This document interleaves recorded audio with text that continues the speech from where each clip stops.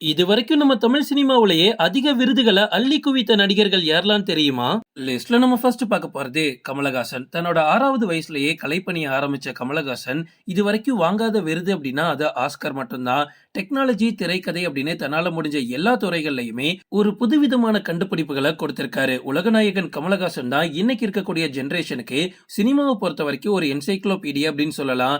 இதுவரைக்கும் இவர் மொத்தமா 116 விருதுகள் வாங்கியிருக்காரு. ஒரு கட்டத்துல கமலே தனக்கு எந்த ஒரு விருதும் இனி கொடுக்க வேணாம், வளரக்கூடிய கலைஞர்களுக்கு கொடுங்க அப்படின்னு இவரே விருதுகளை புறக்கணிச்சிருக்காரு.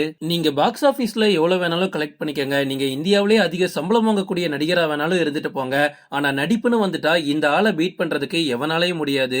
லிஸ்ட்ல நம்ம அடுத்து பார்க்க போறது தனுஷ். சினிமாக்கு வந்து வெறும் 20 வருஷத்துல 80 விருதுகளை வாங்கியிருக்காரு தனுஷ். வேற எந்த ஹீரோவால இது முடியும்னு எனக்கு தெரியல. இதுல மொத்தமா 4 நேஷனல் அவார்டும் இருக்கு. ஹீரோவா இது வரைக்கும் இவர் 2 நேஷனல் அவார்டு வாங்கியிருக்காரு. ப்ரொடியூசரா இன்னொரு 2 நேஷனல் அவார்டு, மொத்தமா 4. தனுஷோட சினிமா வளர்ச்சி அப்படின்றது அவரோட கடின உழைப்பையும் நடிப்பின் மீதான தீராத காதலையும் நமக்கு வெளிப்படுத்துது. நடிப்புக்காக மட்டும் இல்ல, சிறந்த தயாரிப்பாளர், பின்னணி பாடகர், பாடல் ஆசிரியர் அப்படின்னு எல்லா துறையிலுமே இவர் விருதுகள் வாங்கிக்கிட்டு இருக்காரு. தனுஷ் 2019ஆம் ஆண்டு வடசென்னை படத்துக்காகவும் 2023ஆம் ஆண்டு திருச்சிற்றம்பலம் படத்துக்காகவும் 2 பிலிம்பேர் அவார்டும் வாங்கியிருக்காரு.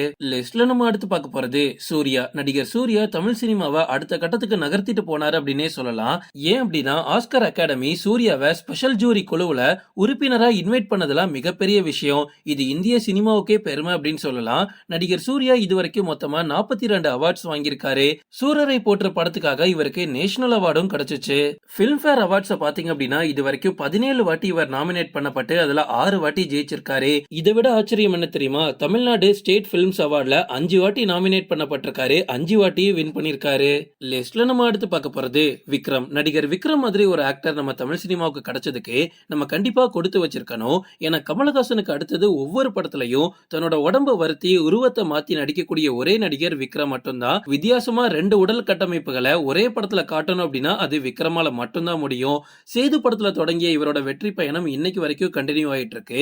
பாக்ஸ் ஆபீஸ்ல வேணா இவரோட படங்கள் நிறைய தோல்வி அடைஞ்சிருக்கலாம், ஆனா படத்துக்காக இவர் போட்ட உழைப்பு என்னைக்குமே தோல்வி அடையாது. விக்ரம் இன்னைக்கு வர நிறைய பிளாப் படங்களை கொடுத்திருக்காரு. அவர் உடம்ப வருத்தி நடிச்ச நிறைய படங்கள் கூட பிளாப் ஆயிருக்கு. ஆனா இன்னைக்கும் அவருக்கு இவ்வளவு பெரிய ஃபேன் பேஸ் இருக்க காரணம் என்ன? அவரோட நடிப்பு தான்.